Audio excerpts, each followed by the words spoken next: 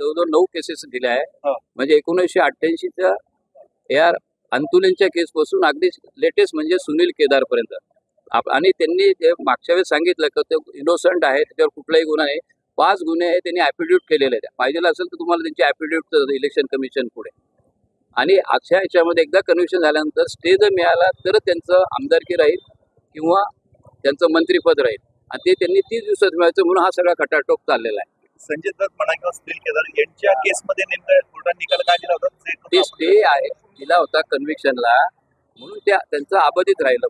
पण सुनील केदारमध्ये म्हणे केवळ एखादा आमदार झालेला आहे किंवा मंत्री आहे हे काही विचार घेण्याची बाब नाहीये.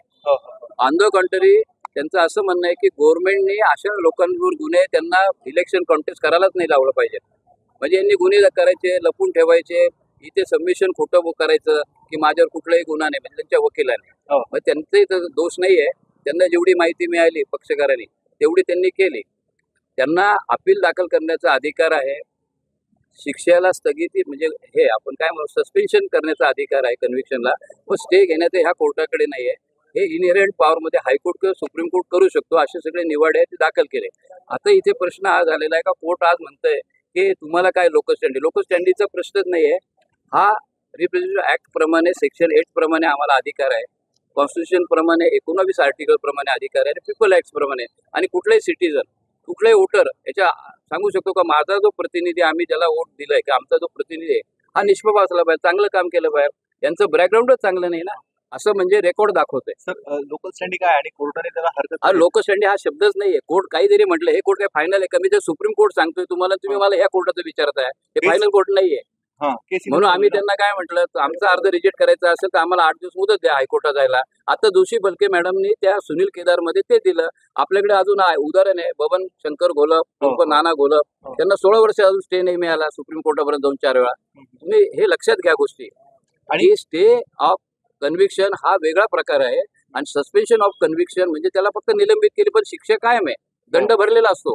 स्टे दिला म्हणजे थांबवली गेली. मग यांचं मंत्रीपद वाचवण्याकरता हा जोरदार खटाटोप आहे. आणि त्याच्यामध्ये यांनी नो ऑब्जेक्शन दिलं सरकारवाडा पोलिटिशियननी. त्याच्यावर 5 गुन्हे होते. हा पदावर काहीतरी द्यायचं ना सरकारने. म्हणजे हे सगळं hand in glow. Police department सरकारी वकील काही बोलत नाही.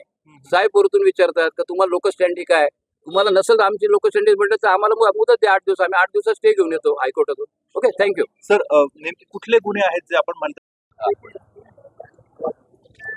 या प्रकरणामध्ये सस्पेन्शन ऑफ स्टे म्हणजे कन्व्हिक्शन आणि स्टे ऑफ कन्व्हिक्शन हे 2 वेगळे प्रकार आहे. सस्पेन्शन मध्ये तो निलंबित होतो पण त्याच्यानी फक्त ती शिक्षा कायमच राहते. स्टे मिळाला म्हणजे याचं मंत्रिपद कायम राहील.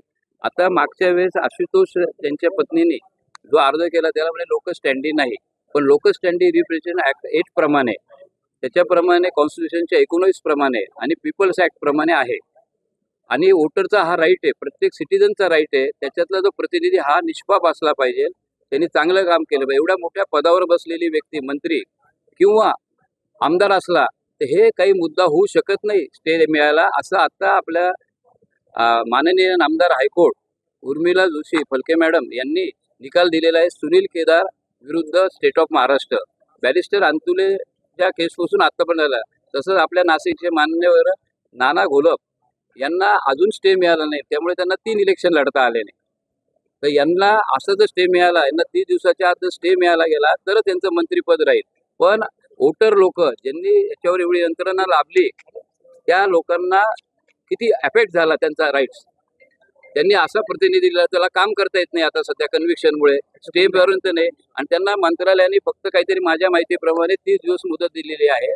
आणि आम्ही फक्त न्यायनिवाडे दाखल आज करत आहे. ज्याचे सुप्रीम कोर्टाचे अनेक न्यायनिवाडे तेही दाखल करायला यांनी जर परवानगी नाही दिली तर आम्हीचं म्हणणं असं आहे की आम्हाला 8 दिवसाची मुदत आम्ही हायकोर्टामध्ये जातो. आपली मागणी काय सर?